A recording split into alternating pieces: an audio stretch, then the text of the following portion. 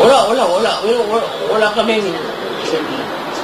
Si Marcos hindi dapat mawalaan ng tulog. Gusto ko siyang magtrabaho dyan for 6 years. He was elected by the people for 6 years. Putang ina, magtrabaho ko dyan. Dukdukin mo yung mukha mo dyan sa misa. You work. We paid you.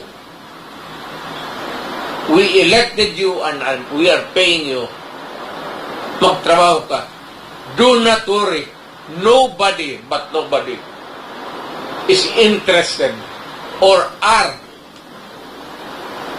natanggalin ka. It's a waste of time. Ganon din, babalik tayo. Palitan mo presidente, so